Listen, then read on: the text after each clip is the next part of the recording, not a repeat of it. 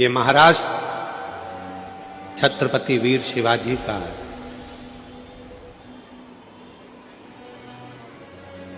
ये मुंबई,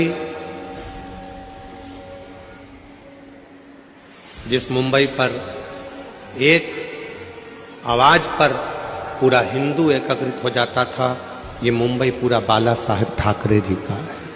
बाला साहेब ठाकरे जी ने 3 चीजें अपनी जिंदगी में बड़ी अच्छी तरह से अपनाई। एक, सत्य को उन्होंने अपनाया। दूसरा, सनातन को उन्होंने बहुत अच्छी तरह से जानकर जनमानस में प्रेरणा दी।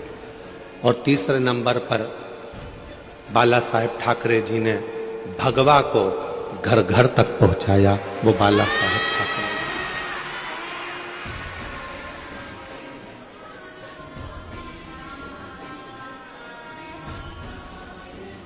मुंबई में किसी विधर्मी की,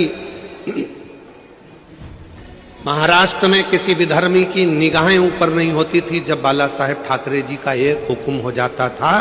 जब हाथ में भगवा लेकर जब बाला साहेब ठाकरे जी अपनी हुंकार भर देते थे सिंह जैसी, तो सब अपने अपने बिल में जाकर घुस जाते थे।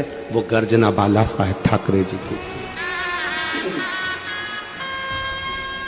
वो गर्जना बाला साहेब ठाकरे जी की थी।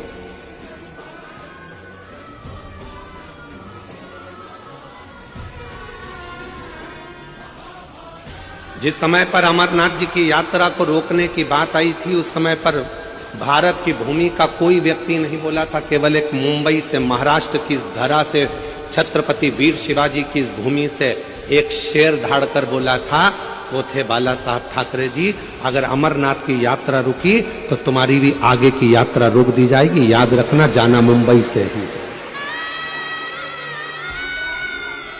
तुम्हें जाना मुंबई से ही है। इस बात का अंदाजा लगा कर बैठना। 3 चीजें मेरे बाला साहब ठाकरे जी ने अपने जीवन में अपनाई है। एक, सत्य को, दूसरा सनातन को, और तीसरा भगवा को। और जिसने अपनी जिंदगी में ये 3 चीजों को धारण कर लिया, समझ लेना सत्य सनातन धर्म की जय होने लगेगी और पूरा राष्ट्र भगवामय होगा। पूरा राष्ट्र भगवामय।